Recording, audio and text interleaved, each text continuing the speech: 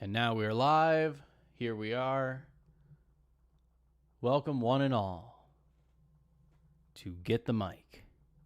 I am your host on the left, Owl. And I'm your host on the right, Brok. And it is a good week, my friend. It is a good week. I'm feeling good. This is an excellent episode to talk about. We just finished watching it, so I guess we'll dive right in. A couple things. We are continuing our Myth and Meaning, so I'm going to plug that real quick, our Myth and Meaning series. It is our other series about Dragon Ball. It's basically a condensed version of this right now. We're expanding it, and we're going to try and transform it a little bit, but we'll see those changes coming soon. Anything other housekeeping stuff you need to say, Brok? Nope, I'm just ready to dive into this one. Oh, all right. So let's go ahead and get started. So we start off this episode, which is episode 17 of Dragon Ball. We're still talking about Dragon Ball, and this, as I said, is Get the Mic, the show where we dissect the the meaning from fictional pieces and using a mythical and archetypal lens. And so we start this episode with Roshi waking up. If we recall from last time, the corruption of the spirit in both Roshi and Krillin forced them to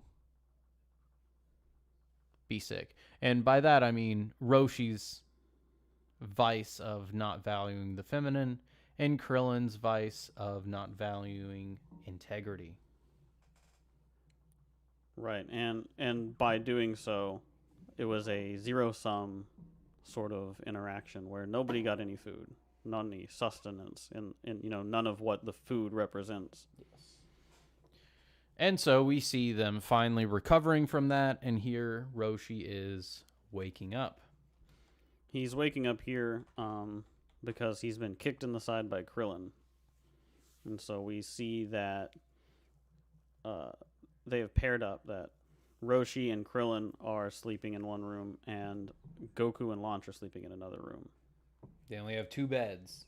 I love this picture because Roshi's sleeping with his sunglasses on with a sleep mask over the sunglasses. Yes. So he is the blind king. That the sunglasses are a part of Roshi.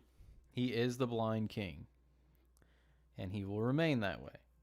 And so then Krillin kicks him and he decides to wake up to start the training. Right. He complains that he's like, this guy sure stirs in his sleep a lot or kicks in his sleep a lot. And this is it's a good reflection because it switches between that and the scene where Launch wakes up, and we see the sort of opposite interaction there, where she's just like, "Oh, Goku's so cute," and she gives him a kiss on the cheek and like tucks him in tighter, and then yeah, it's a manifestation of heaven and hell. 2 people that are on a forthright and genuine path versus 2 that are on a wicked path. Right. These are 2 people who can ride the Nimbus. Notice too, they are upstairs. Krillin and Master Roshi are downstairs. Yeah. And so it is built into, and if you think about it too, let's just talk about a house. House is a hierarchy. You didn't talk about that, have we? I don't think so, no. No, the house is a hierarchy. Think about it. Have a kid draw a house. Any kid. What will they draw you? It's basically one rectangle. A pentagonal shape that's, a rectangle and then a sloped roof that's a point at the top. Yes. A cap on it. It's like a the hierarchy. Cap of the pyramid. Right. It is a hierarchy. And then this is just an expansion of that. We see in Kame House, it is sloped to the top, just the same. And at the top is Goku and Launch, because their spirits are the most valuable ones in the house, which the house is not only a hierarchy, but it is that microcosm of the family unit, right?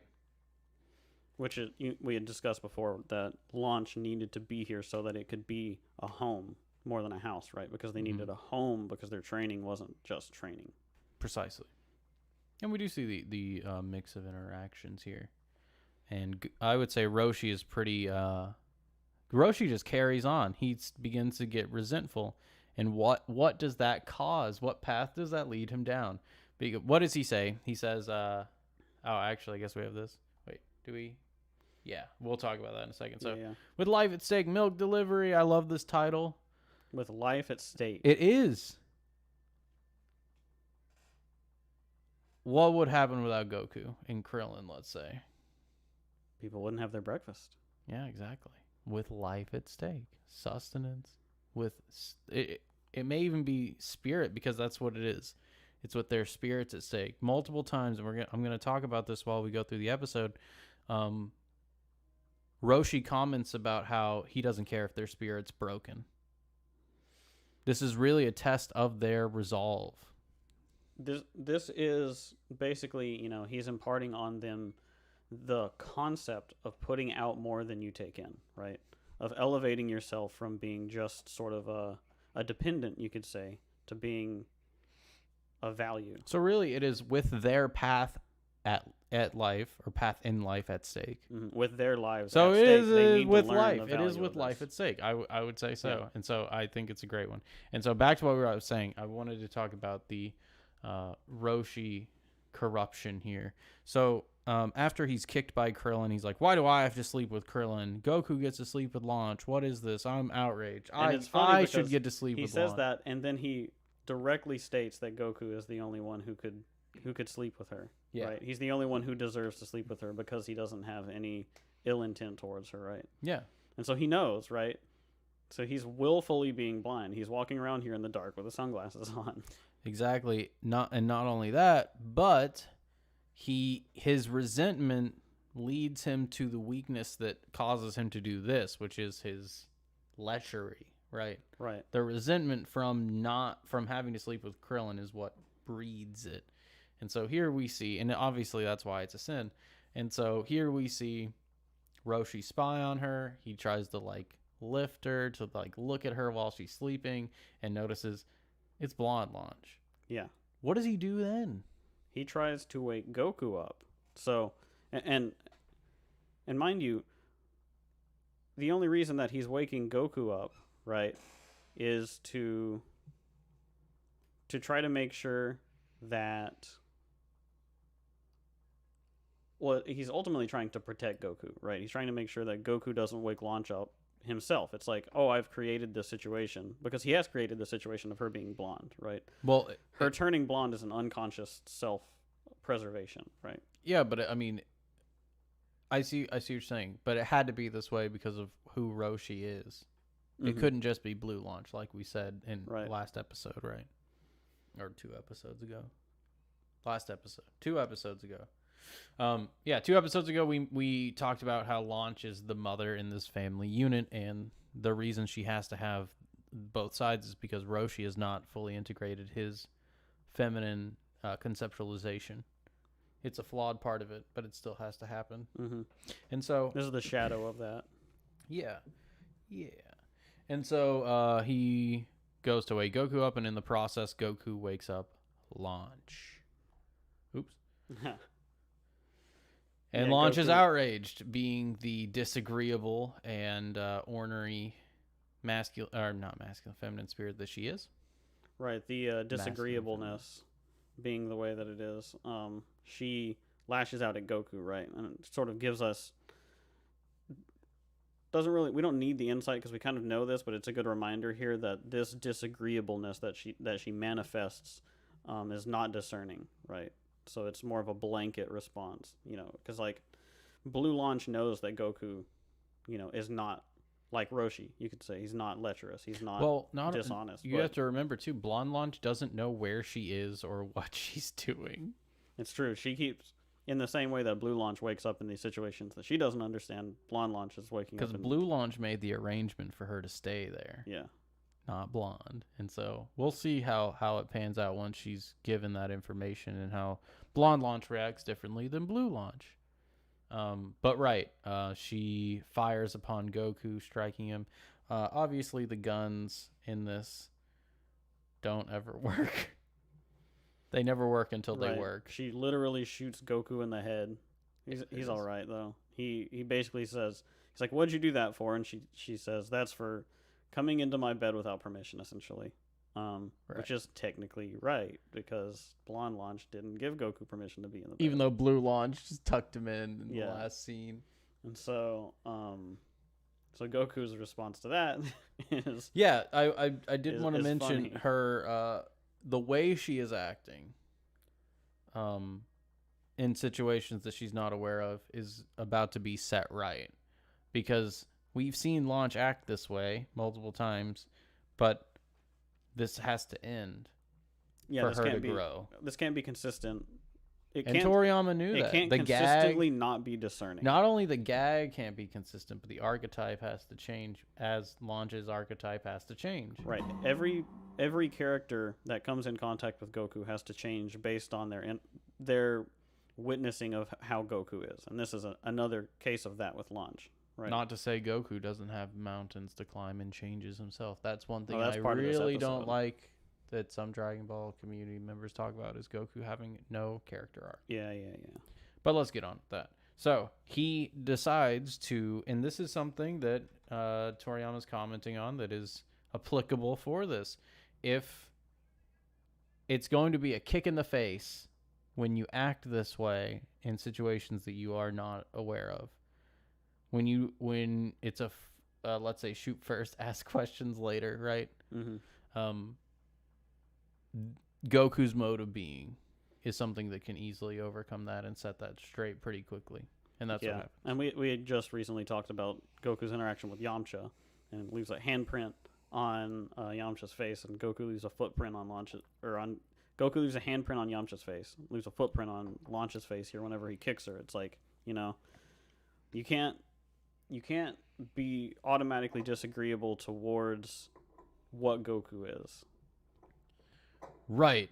And this is what it is, being disagreeable towards being a contrarian almost. Yeah. It's like is you can't just blindly be disagreeable. Especially towards, let's say, the heroic archetype that Goku is.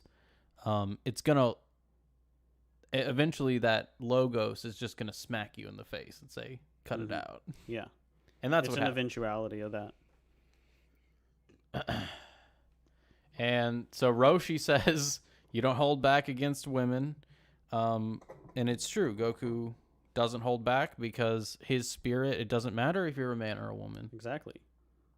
And that's Toriyama's way of saying that the ethic of this story is applicable to everyone, not just men. People talk about Dragon Ball and Dragon Ball Z like it's just cartoon for boys about dudes beating each other up. But from the very beginning, Powering up.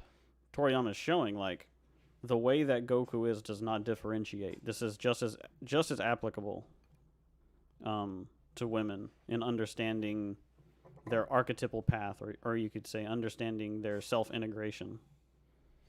Obviously, as we're looking at a disintegrated mode of being right now. Yeah, disintegrated Launch is slowly being integrated by the Logos, and that's what happens.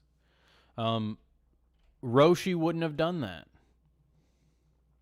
because of what Roshi is, that blind king. So even though he's a spiritual king, he still has those ties. Plus, Roshi's own weaknesses wouldn't allow him to do so.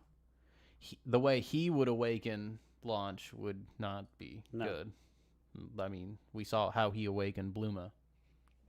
Right. And there's this how do I want to say, like, Roshi runs to hide, right? Because he's not being forthright. He came in here. He knows and should not have been in wrong. there, Yeah, right? exactly. So obviously he has to run and hide and not confront honestly the situation that he's found himself in, right? And you could say even if it was Blue Launch, he would do the same thing. He would hide. Given that she was being woken up, I mean. Oh, I see. Yeah. If she woke up while he was in there creeping. Yeah. Exactly.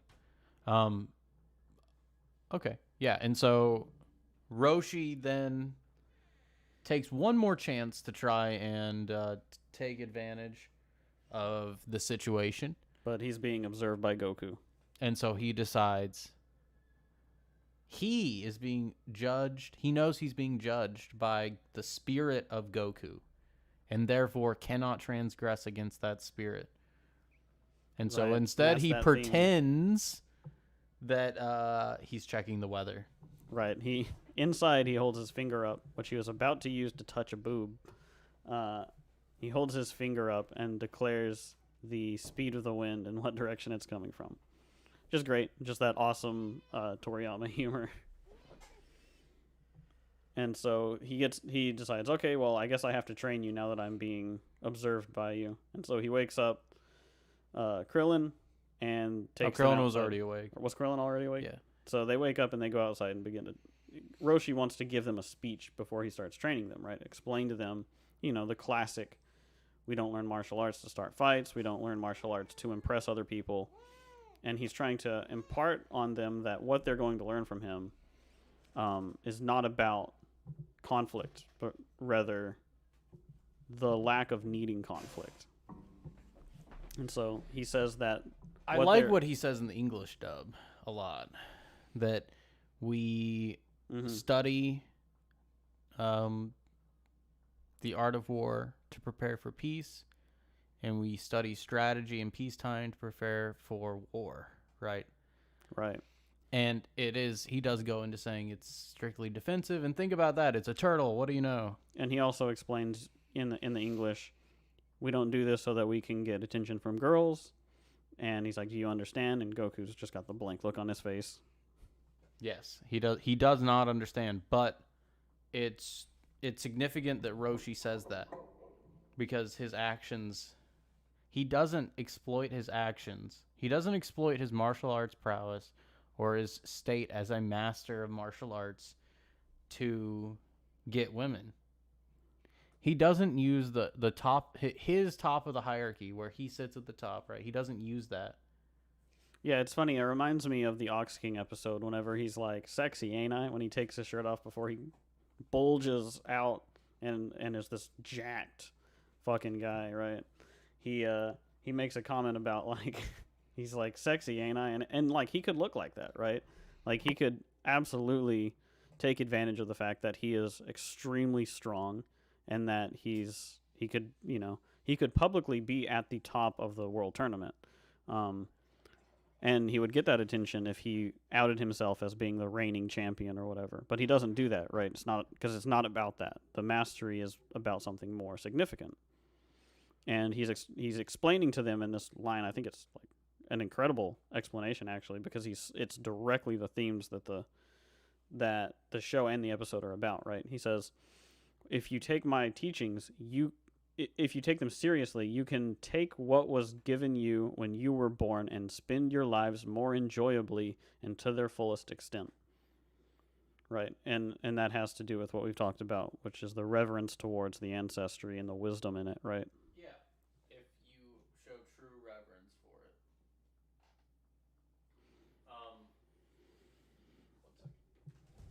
it. Yeah, it's... Yeah, and that's what we were just saying. It's going to be about their life, right? Their life is at stake. And he's saying here, this is about spending your life enjoyably. This is about setting the groundwork for how you're going to spend your life. He's saying directly what that's about. It's true, and it's a framework for the audience as well, which we're going to get into as we see what exactly his training is. Starts off with a light run. They basically just start heading towards town. So the light run. I did want to mention. Oh yeah. The ability for Roshi to put aside his vice at the top of his hierarchy, exploiting that, right? It's not confusing yourself with the wave, right? The way. Yeah. And so, or the way, yeah. And so I think it's a piece of reverence for Roshi that even though he has all these weaknesses, right, when it matters, he doesn't go beyond that. Right. And there's a heavy Taoist reading of Dragon Ball. And I think what's beautiful about Dragon Ball from that lens is it's got a lot of humility in it, having a character like Roshi portray a reverence towards the way of being, is important because I think that we as the audience need to be able to see that in the people who have flaws in our life, So it's a very good. Yeah, it's how we should look at historical figures too, because no one's Right. perfect for sure. But I just think it's a really good thing that they did it that way. And, a lot of people would look at Master Roshi and just be like, he's just a perverted creep, and it's like that's not really the point, right? Yeah, that's not the point. Let's go. So yeah, they run into town. They have to go into society. Right. So the light run that's enjoyable is the traveling to society, right? Because they've already mastered this domain, so to speak, Yes. right? They've mastered the natural domain, as we've seen Krillin do in his first episode. Goku already had it in the beginning, and Goku actually mastered other domains on his way, and so he's going to be a little bit further than Krillin. Mm-hmm. And in this next slide too, Krillin's remarking to himself, this doesn't seem bad, right? This is just like, if this is what the training is like, I've already done this. I just ran across the world to get here, right?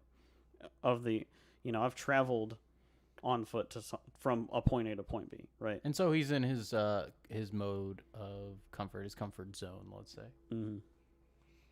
And it's revealed that as they go into town, they're going to deliver milk. Why? Why will they deliver milk, Brock? That's a complicated question. So the first layer of it, right, I had mentioned earlier, which is we need to introduce these characters to the idea of contributing more than they take. When Goku first arrived at Roshi's, he ate all the food in his fridge. Right? He contributed nothing and ate up all of his food. And we need to reach this point. Need to reach the point where they understand that concept in the first place. They need to earn their keep and then some to go beyond themselves. Not only that, but by interacting with society in this way and allowing the boys to have the responsibility of delivering milk, right? That is a boon in its own right and teaches them that character building lesson of responsibility and how you should give back to the society that you're taking from in such a way as milk. And milk it's nutritional. People used to drink it throughout the years all over the place. Every culture basically drinks milk. Especially young kids drink milk, right? Mm-hmm. And it has to be something like that. It has to be something that's essential, and it's something valuable the boys are entrusted with. It's just milk, but they have to get it, and we're gonna go on the next slide. Well, yeah. They have let's say, and the way deadlines that they should be introduced to society is from the bottom up, right? From the point of view that you serve society, Right. It doesn't serve you. So the way that you're introduced to it needs to be you serving it. But that's what I'm saying. It's almost Yeah. a payment. You're serving it because it's giving you wisdom. Right. And that's exactly what happens. And so there's the milk. And this is to say, right, if you're not, let's say if society allows you to do this task easily, then you're not getting the wisdom from it.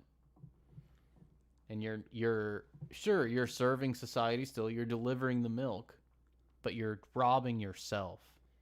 Right. The lesson is in the spirit of the action, not the action itself. The spirit of the action is the service. Which is Dragon Ball in a nutshell, right? That's one of the big things, is the spirit of the action. Exactly. So, and the spirit of the action here is they need to actually to do the thing, not use a boon from society, let's say, that they haven't earned to get the task done for the sake of the task being done. Right. In order to build responsibility, a person must rely only on themselves to fulfill that responsibility. They can't expect society to fulfill the responsibility for them. Mm-hmm. And that's what that would be. And them using the helicopter would be, society serving them.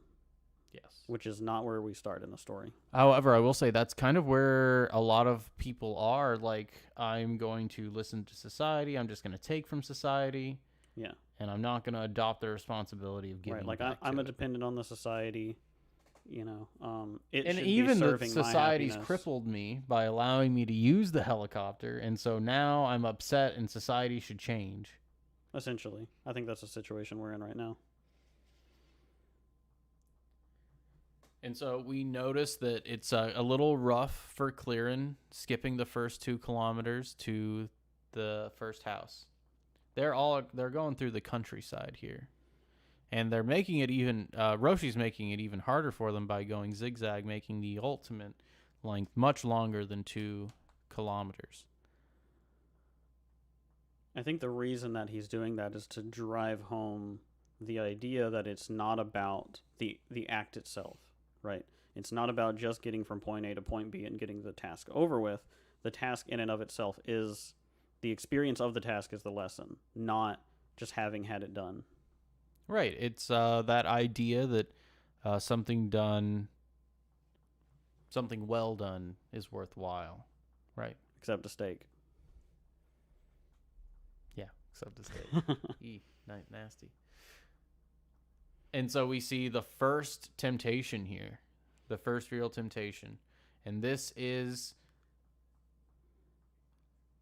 it's being set up, and we're going to see how this is set up later on, but Krillin allows himself to think that he can get away. His arrogance and deceit goes so far that he can get away with cheating and running down the path instead of following Master Roshi. Mm-hmm. What's wrong with that? I want to point out, too, that this is a reflection of the same thing that's going on with Master Roshi and his vices being put forward, where we have a depiction of a monk who, even a monk, is tempted to take the easiest path rather than the given valuable, the meaningful path, right? Do what is meaningful, not what is expedient. Yes. And this is the case of even a Buddhist monk, right? Even a monk is tempted to do what is expedient. So, the show is telling you right off the bat, like, hey, it's okay. Even a monk experiences the temptation to take things in the expedient way. It's how he reacts. And Roshi says, I don't care if your spirit is broken, which causes Krillin to just run back. He says, I don't care if you drop out, right? Yeah. And, Krillin's reaction to that is complete shame, right? My spirit's not broken. He says, no, I'm not. I'll start over, is what he says. Yeah. But I did want to mention, like, it is when coming up to adversity, which is what Krillin's doing, your spirit is being tested. Mm-hmm. And the test here was failed by Krillin, but like a good parent, Master Roshi gives him the choice. Yeah, like it says on the next slide, too. It says, it doesn't matter if you drop out. I won't do it again. And so just being observed, right? Just being seen and told you're responsible for your actions. Well, it's also the enough. father judging. Mm-hmm. Like, I'll still judge you if you drop out, right? It doesn't matter. Yeah. You can drop out. You don't. It's not going to change to me, the judge. And, and Krillin's scared into going back, which is the way it happens. And I think Roshi smiles after this as well. Like, yeah, gets him every time. It's like, I got him. Right, and that actually goes into an issue with, like, colleges and schools. Is like, are students there to learn? Are they taking the teachings seriously? Or are they cheating on their tests and just trying to read Cliff Notes? Or just trying to get by, right? Just trying to zigzag without zag-zigging. Yeah, taking shortcuts. Yeah, exactly. And it's the spirit of the way, and it's so hard to get that instilled with young people. But I think, I think this is that's part of the problem with schools. It's not about the grades. It's about whether or not you learn what you're there to learn, right? Precisely. And the focusing on the grades is what makes people want to take that helicopter, want to run the straight line. It leads one thing to another. And that is the spirit of the adversary taking over, right? That which goes against the path. If you take it, It doesn't end well for you, and you don't get to learn from Master Roshi anymore. Right. And so Krillin's slowing down. The milk will go sour. With life at stake. Exactly. With sustenance at stake. The milk going sour is that, like, you have to take it seriously. You can't do this task without putting forth a viable effort. You know, you can't just take it easily. You know, Well, not only you can't that, go but leisurely along this path. People are counting on you. Mhm. And that actually is something to say. If people are counting on you to do something, it may motivate you to find the strength to do that thing. And people do this all the time. Like working for their family, like kids taking jobs, let's say, parents taking multiple jobs, right? They understand the value.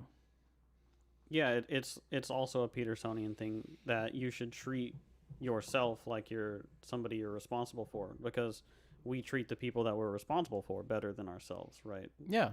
And Goku and Krillin are taking that seriously, that they're responsible for making sure the town gets milk. And it's a microcosm of a bigger idea. And like we were saying, it's that sustenance of society. Mm-hmm.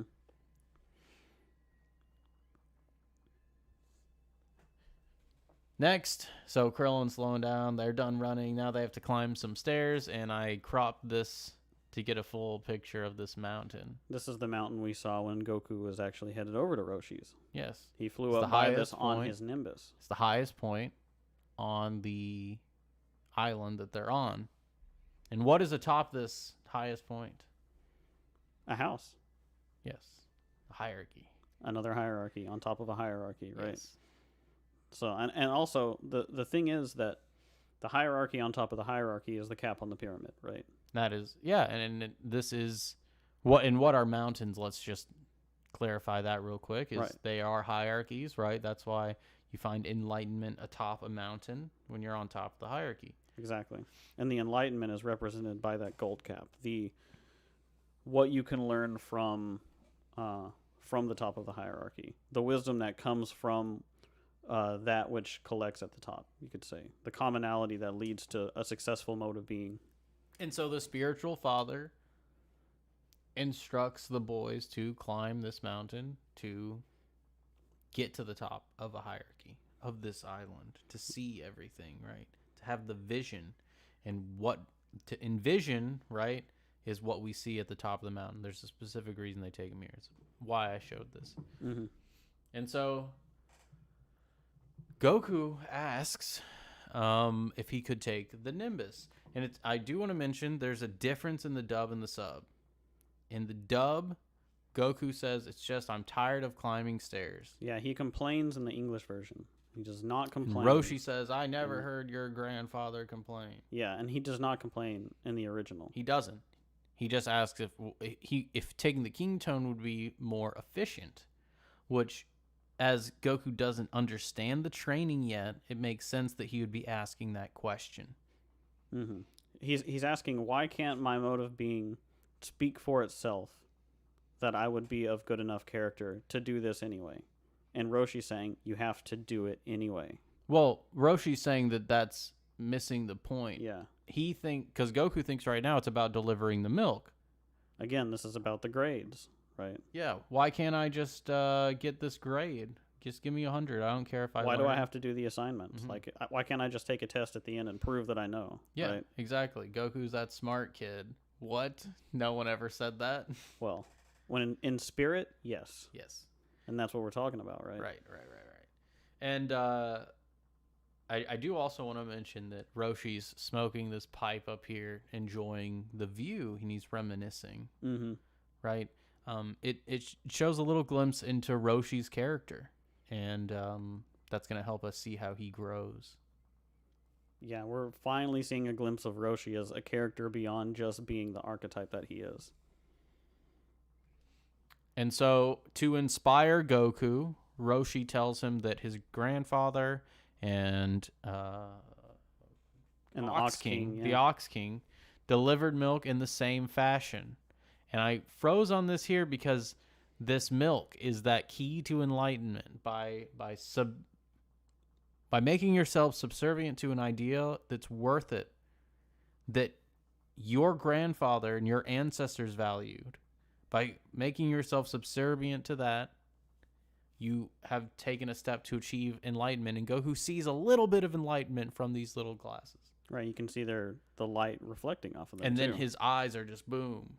And he's wide awake, and he knows his path now. He now understands why he's doing what he's doing. Right, because it is a common spiritual connection he could have with with the idea of the Father, right? Yes, he's walking in the footsteps of his fathers. Mm-hmm. And by that's given him strength, emboldened him to continue on. And now he knows too, the milk is a source of value. He's associated those. And it's great too with this next frame that now that they're up, now that they're on top of the hierarchy, right? Now that they can see everything. Now that they have reached the place of enlightenment, right? Closest to the sun, you could say. They are given the context of society. Well, I would say that... What do you mean? Go on. Like, their point of view has shifted so that they can see...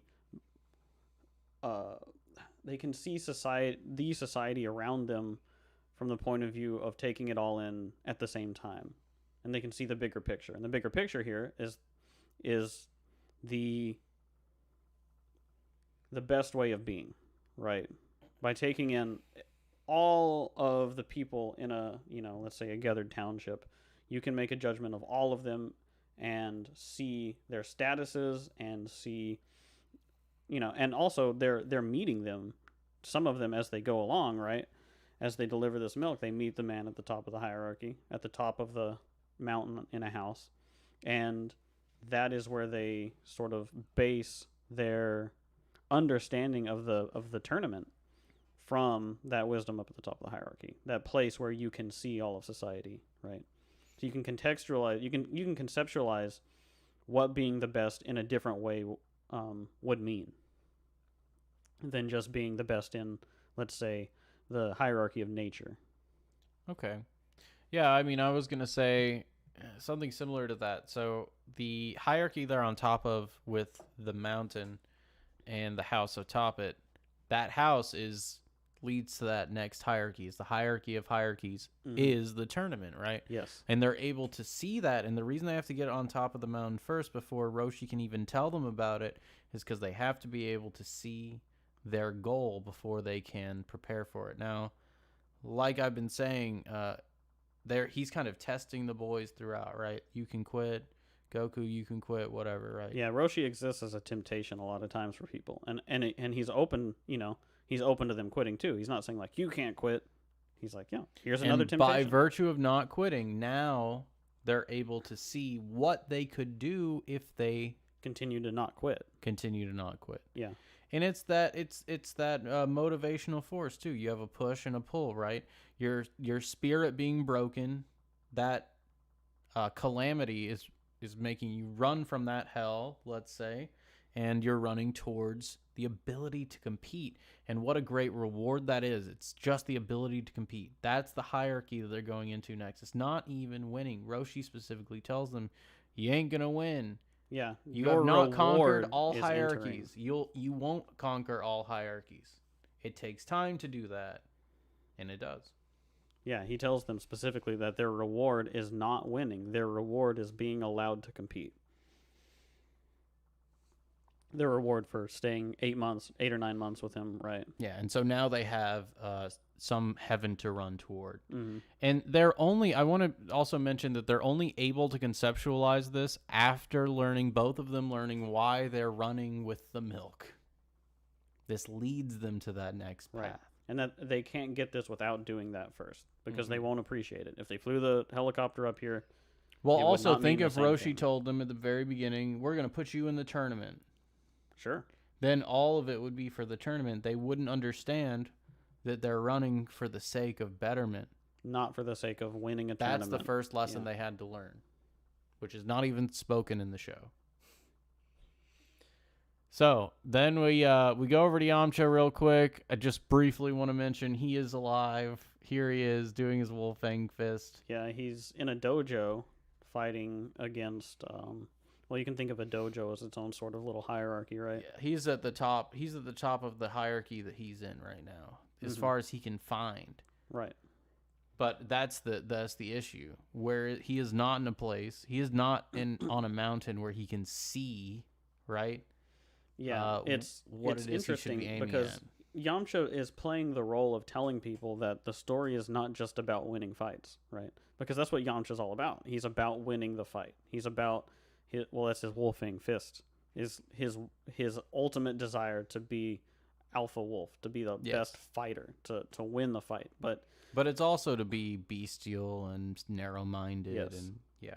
And so, this is Toriyama telling you, like, hey, the story isn't just about that. That's why we're watching people deliver milk instead of that for most of the episode. Right, and we see that the delivering of milk and the enlightenment gained through that way more potent than Yamcha at this moment. Mm-hmm. Oh, and we can see also in that scene, I just remembered that Bulma is watching him, as well as Oolong and Puar, and it's either Bulma or Oolong's like Goku mentions that Goku's probably going to be there, and he's training with Master Roshi, and Puar says, doesn't matter, Yamcha's even stronger. Right, and she's able to continue her... And she's still doing the same thing, right? Simping. Which is putting Yamcha just automatically at the top of the... by virtue of being Yamcha. Yeah, by virtue of just being Yamcha. And that's sort of the ego, right? The fragility of the ego that's propelling Yamcha to win these fights. Because it's why people don't like losing. Because they think it's a personal slight against them. Right. Because by virtue of me being the competitor, I should win. I should be the best because I'm the protagonist. Yeah. And, in another show, Yamcha might be the protagonist. But he's not. Because now we're running from T-Rexes. So, this is to say, right, the path of serving society will not be without danger. Specifically from the past, right? Society's problems will get in the way of you serving society.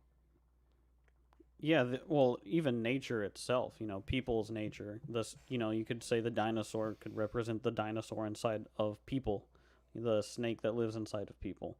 And it's to say that even when you're in society, these things are a present struggle for you. Well, it's also another representation of that fire under their ass, right? Mm-hmm.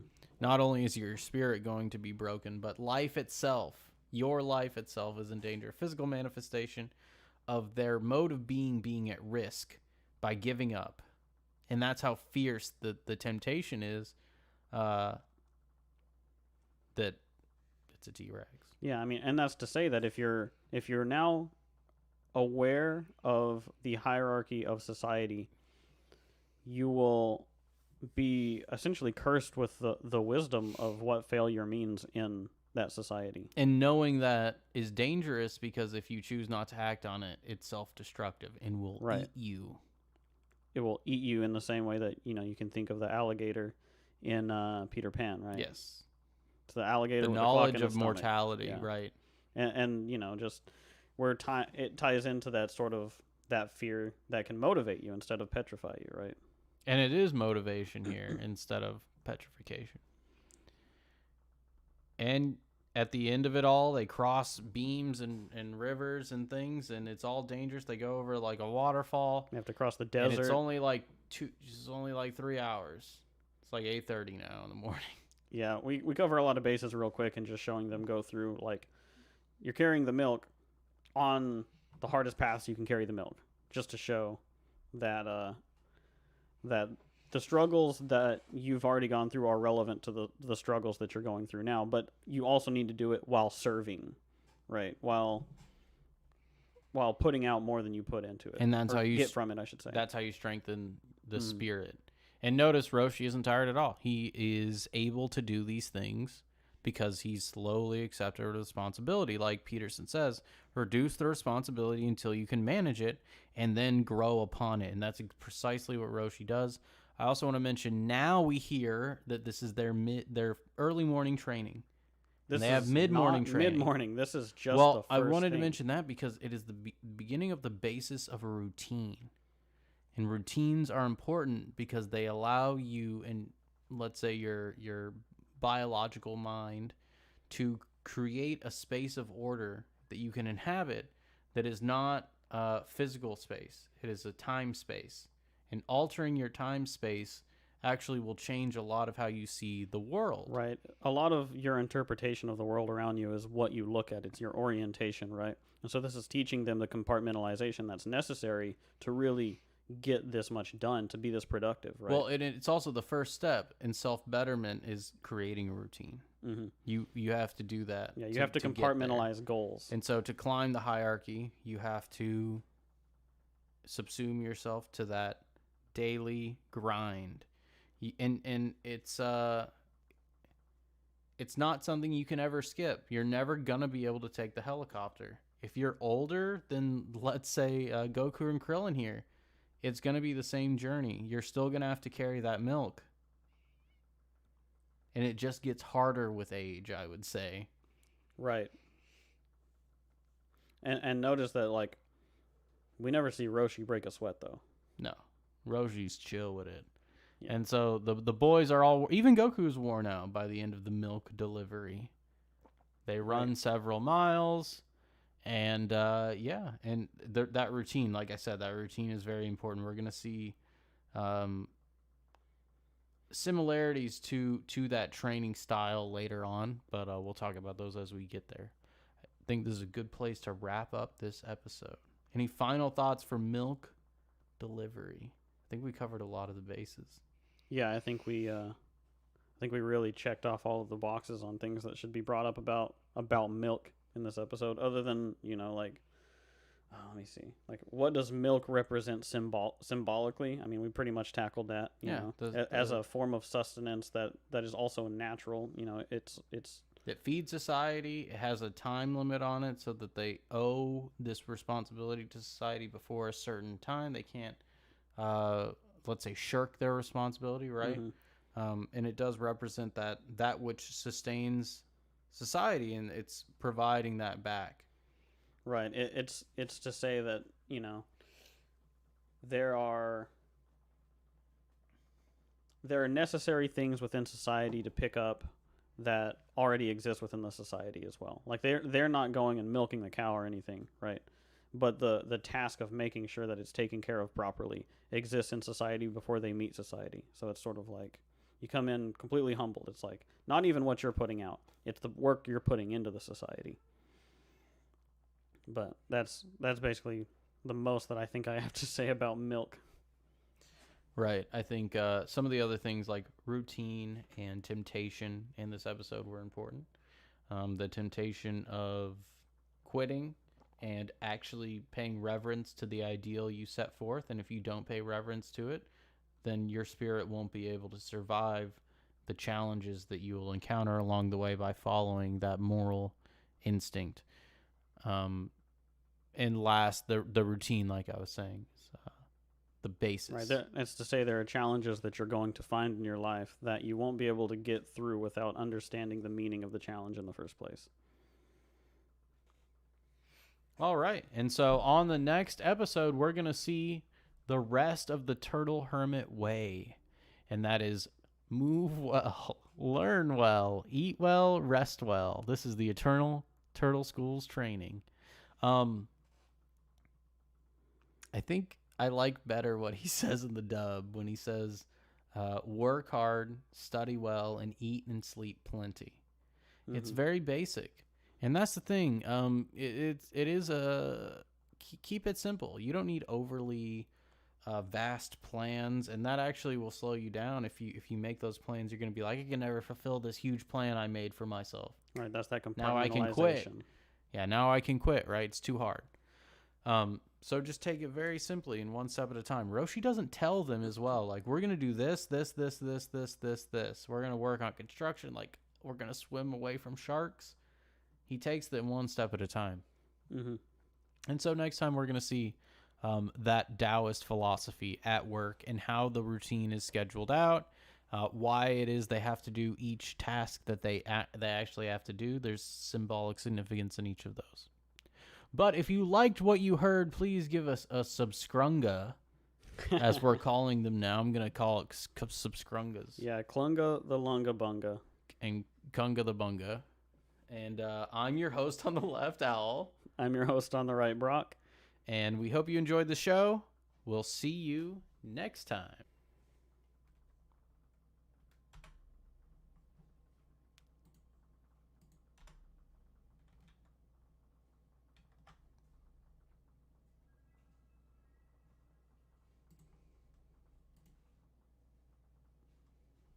I don't know if I got it.